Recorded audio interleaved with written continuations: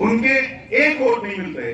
बाबा साहब अम्बेडकर जी को यही विनती कर दी गई कि आप हिंदू धर्म का त्याग ना करें। 1957 की इलेक्शन आने वाली है। बाबा साहब ने क्या कहा पता है?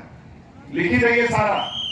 बाबा साहब कहते हैं तुम लोगों में से कोई भी मेरे साथ नहीं आया तब भी चलेगा, हम दोनों पति और पत्नी जाकर बौद्ध धर्म की दीक्षा लेंगे। कोई नहीं आया तो भी चलेगा मेरे पीछे। क्या हेतु था, क्या वजह थी? बाबा साहब अम्बेडकर हमें जाते जाते बुद्ध की शरण में लेके गए। क्यों? अपनी राजनीति को भी दांव पर लगाकर। क्यों गए पता है? क्योंकि बाबा साहब को यह अंदेशा हो गया था कि 1950 में लागू हुआ संविधान ये हमारे हक में नहीं चलाएंगे। ये बाबा साहब को पता चल चुका था। जिस महामानव ने संविधान निर्माण करने के लिए इतना संघर्ष किया, कांग्रेस के लोग बाबा साहब अम्बेडकर जी को संविधान सभा में आने नहीं देना चाहते थे, फिर भी बाबा साहब संघर्ष करके उस संविधान सभा में गए, संविधान निर्माण किया और देते समय कहते हैं कि संविधान कितना भी अच्छा क्यों ना हो, इसको लागू करने वाले लोग अगर गलत है तो संविधान तुम्हारे किसी काम का नहीं होगा। बाबा साहब अमर रहे, बाबा साहब अमर रहे, बाबा साहब। अब मुझे बताओ कि आज जो लोग संसद में बैठे हुए हैं, आज जो लोग विधानसभा में बैठे हुए हैं, आज जो लोग राज्यसभा में बैठे हुए हैं, क्या वो देश को संविधान पर चला रहे हैं? नहीं चला रहे हैं। जब संविधान पे चला ही नहीं रहा है तो किसके पास जाओगे? किसके भरोसे पर रहोगे? ये बात बाबा साहब ने 1950 में ही पहचान ली थी कि मैंने सिर्फ भारत का ही नहीं विश्व का सबसे बढ़िया संविधान बनाया है, लेकिन मैं नालायक लोगों के हाथों में दे रहा हूं, ये लोग संविधान नहीं चलाएंगे। ये बात बाबा साहब को पता चल चुकी थी। ये बात बाबा साहब को पता चल चुकी थी।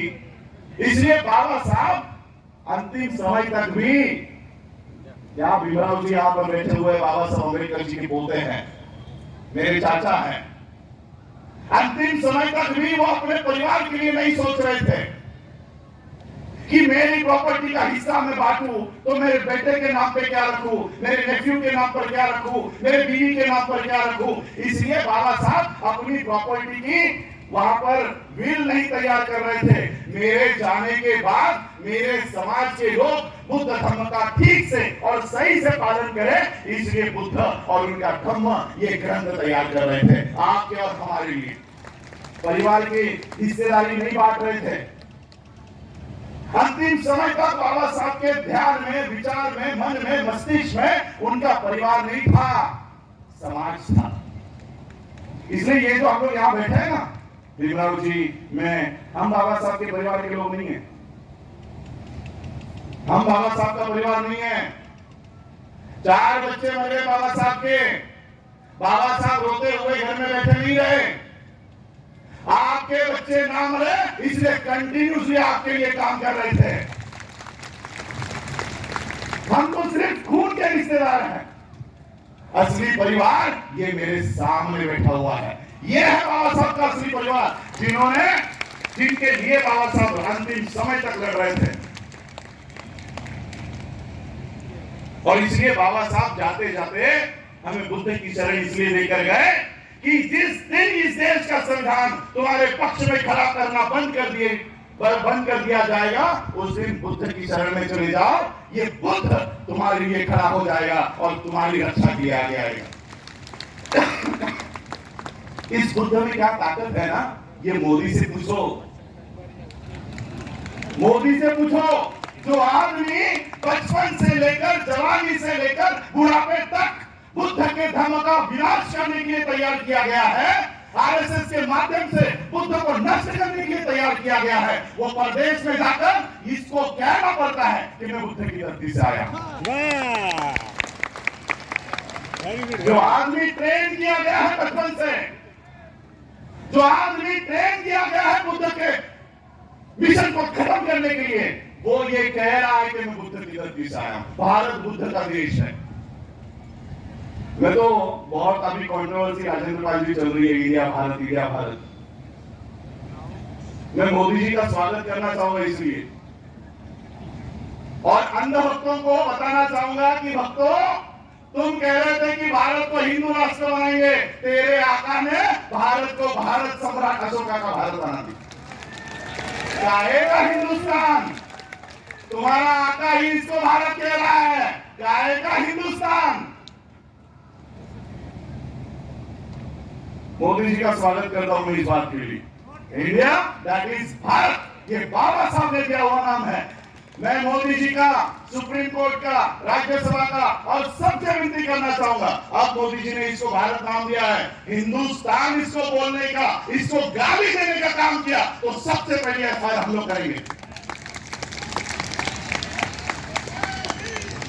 ये घटिया नाम इस देश को नहीं पढ़ना चाहिए, हिंदुस्तान। जिसको इस देश को हिंदुस्तान बनाना है वो भारत के बाहर जाए, कोई भी टापू खरीद ले और वहां पर जाके अपना हिंदुस्तान बनाए, यहां पर नहीं चलेगा।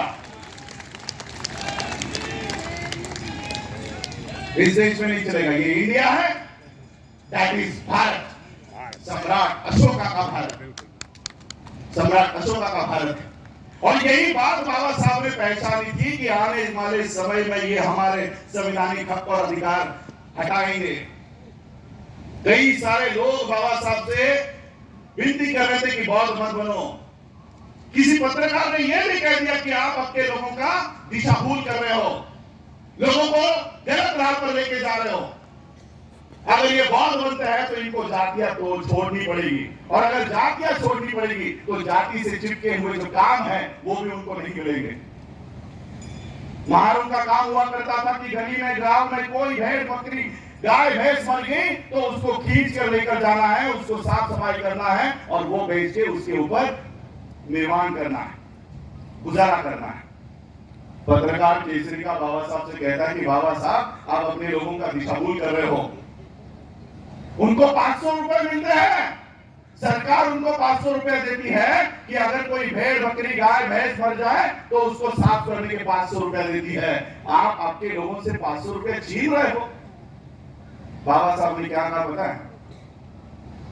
सरकार से मिलने वाला 500 रुपया और मेरी ओर से 500 रुपया, 1000 रुपया देता हूं, कल से ये काम तू करना, कल से ये काम तू करना। ये आपके पैम्फलेट में लिखा है जाति तोड़ो। कैसे तोड़ने वाले हो जाति? जनगणना में जाति लिखवाने से ऐसे जाति तोड़ने वाले हो? जनगणना आती है तो सबसे पहले हमारे मैसेज आता है जातियां लिखो। धर्म में बौद्ध, जाति में महार, मातंग, समाज, ढोर, जाटव, गढ़ियारा, क्या आइडेंटिटी बनाने वाले हो? बौद्ध महार, बौद्ध चमार, बौद्ध गढ़ियारा। अब तो नया नाम शुरू हो गया हमारे लिए, दलित बौद्ध। सुन रहे हैं ना, ये नाम आ रहा है अभी, दलित बौद्ध। कहां से लाए आप ये नाम?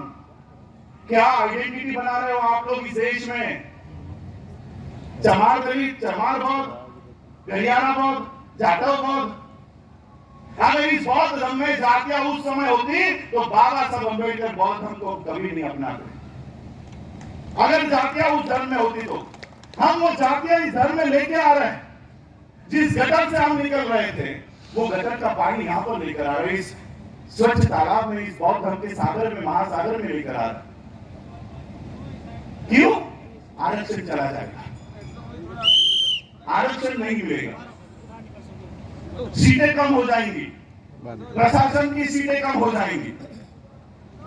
क्या ये सवाल बाबा साहब को पूछा नहीं गया होगा? इसका जवाब 15 अक्टूबर 1956 को बाबा साहब अम्बेडकर जी ने नागपुर में दीक्षा होने के बाद दूसरे दिन बाबा साहब ने दिया।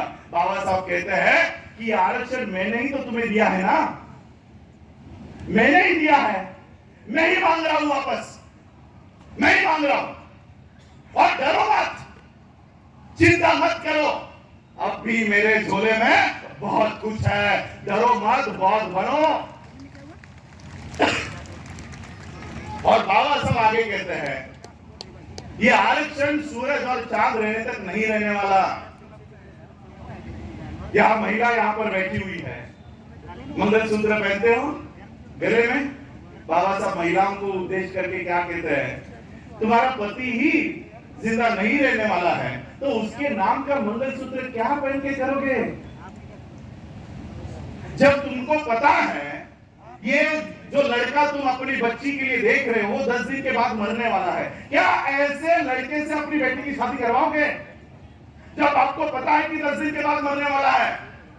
उसी तरह से आरक्षण 10 साल के बाद, 20 साल के बाद, 50 साल के बाद ये मनोवादी लोग हमारे हाथों से छीनने वाले हैं। इसके लिए तुम लोग महार, मातंग, चमार, ढोर, गड़ियारा, जाटव ये सारी नाम लगाकर मत रहो, ये मत रहो, क्योंकि बाबा साहब चाहते थे, बाबा साहब जानते थे कि महार, मातंग, चमार, ढोर, जाटव, गड़ियारा ये जातियां, हजारों नाम की जातियां लगाकर अगर हम रहे तो गली में भी हमें कोई नहीं पूछेगा, गली में भी नहीं पूछेगा। और अगर हम बौद्ध नाम से इस देश में अपनी पहचान कायम करें, पूरा बौद्ध विश्व हमारे स्वागत के लिए खड़ा हो जाएगा। ये बाबा साहब जानते थे, बाबा साहब जानते थे। मैं अधिक समय नहीं लूंगा, 10 मिनट ही मुझे मिले थे। एक बात बाबा साहब की आपको बताकर जानना चाहता हूं कि क्या करके गए हैं बाबा साहब। जाते जाते आपको क्या मंच पर लाकर गए। यूक्रेन और रशिया का युद्ध थोड़ा थोड़ा याद आ रहा है आपको? साल भर पहले यूक्रेन और रशिया में युद्ध छिड़ गया। रशिया जैसा एक बहुत बड़ा देश, उसने यूक्रेन जैसे एक छोटे देश को पूरी तरह से तबाह कर दिया। सारी बमबारी करके, मिसाइल छोड़ के पूरा देश तबाह हो गया। ये युद्ध तो हमें पता है, लेकिन युद्ध किस वजह से हुआ था ये पता? यूक्रेन नाम का एक देश नाटो नाम के एक ऑर्गेनाइजेशन से, संस्था से वहां का सदस्य होना चाहता था। नाटो ये 10 देशों का एक संगठन है, 10 देशों का संगठन है नाटो। उसका सदस्य यूक्रेन को होना था, और यूक्रेन अगर उस संगठन का सदस्य होता है तो वो पावरफुल हो जाएगा। इसलिए रशिया को डर लगने लग गया कि ये देश अगर इस संगठन का सदस्य बन गया तो ये हमको आंखें दिखाएगा। इसलिए रशिया ने कहा कि हम इसको सदस्य होने नहीं देंगे। कितने देशों का संगठन? 10 देशों का संगठन। 10 देशों का संगठन यूक्रेन जैसे देश को ना हो पाए, इसलिए पूरा देश रशिया ने तबाह कर दिया। हमारे ऊपर कोई बमबारी नहीं हुई, हमारे ऊपर कोई गोलीबारी नहीं हुई, हमारे कोई घर जलाए नहीं गए, हमारे कोई लोग मारे नहीं गए। बिना किसी मांग के, बिना किसी युद्ध के बाबा साहब अम्बेडकर जाते जाते हमें 135 देश का सदस्य बना गए। 135 देश। ये सारे देश आपके लिए खड़े हैं, वो आपके लिए, आपके मदद के लिए आना चाहते हैं, वो आपको मदद करना चाहते हैं। लेकिन भारत के बाहर बहुत कौन है? मोदी, योगी, अंबानी, देख रहे हो ना वीडियोस? नीतू अंबानी वहां पर बहुत। हम कौन है? चमार, जाटव, महार। तो बहुत देखते हैं, ये तो चमार हो गए, चमार, इनको क्या हम मदद करें? ये तो महार है, इनकी क्या हम मदद करें? वो बौद्ध ढूंढ रहा है, और बौद्ध कौन है? योगी आदित्यनाथ। बौद्ध भी नहीं है वो, उसकी किताब लिखी हुई है बुद्धिस्ट मॉन्क। जो बंदे जी आप बैठे हैं ना, वो बंदे जी योगी है विश्व की नजर में। योगी को बना दिया है Yogi. Narendra Modi Buddhist prime minister of India. ये बाबा साहब की बुद्धिस्ट मूवमेंट में हम लोग इस तरह से ये काम कर रहे हैं। बहुत लोग शायद मैं जाने के बाद, इसलिए मैं वो पॉइंट क्लियर कर देता हूं। बहुत लोगों ने मेरा स्वागत पंचशील की ये पट्टियों से किया। किसी को लगा होगा मैं अपमान कर रहा हूं, मैंने वो गले से निकाल के रख दिया। मैं आज 135 कंट्रीज की जो, जिसमें बाबा साहब अम्बेडकर 1950 में, 1954 में और 1956 में गए थे, वर्ल्ड फेलोशिप ऑफ बुद्धिस्ट आज 135 देशों का संगठन है। इस 135 देशों के संगठन का आज मैं स्टैंडिंग कमेटी सेक्रेटरी पद पे काम भी कर रहा हूं। और ये जो अनावरण से हमें ये पता नहीं है, लेकिन वर्ल्ड के बुद्धिस्ट इस फ्लैग को उनके देश के भी फ्लैग के ऊपर रखते हैं। ये जो फ्लैग है ना, धम्मध्वज, इसको उनके देश के भी ध्वज से ऊपर रखते हैं, उनके देश के ध्वज से ऊपर। 135 देश पे लहराता है ये फ्लैग, उसको काट के हम गले में नहीं पहन सकते। इसलिए मैंने वो उतार के मेरे जेब में रख दिया कि इसका एक मान है, सम्मान है, इसको हम काट काट के गले में नहीं पहन सकते। भारत का ध्वज आप काट के गले में पहन सकते हो क्या? नेशनल ऑनर एक्ट के तहत आपको ऊपर एफआईआर होगी, आपको जेल होगी। कितने देशों पे लहराता है ये फ्लैग? एक। जब एक देश के झंडे को अगर आप गले में नहीं पहन सकते, तो क्या 135 देश के झंडे को हम गले में पहन सकते हैं?